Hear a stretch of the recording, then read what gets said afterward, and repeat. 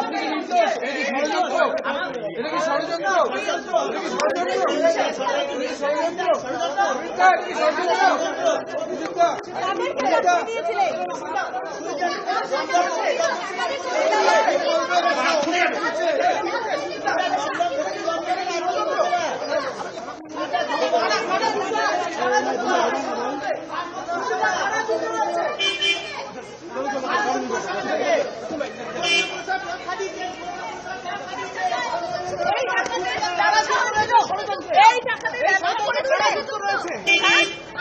আপনি টাকা দিয়েছিলেন, দলকেও আপনি টাকা দিয়েছিলেন,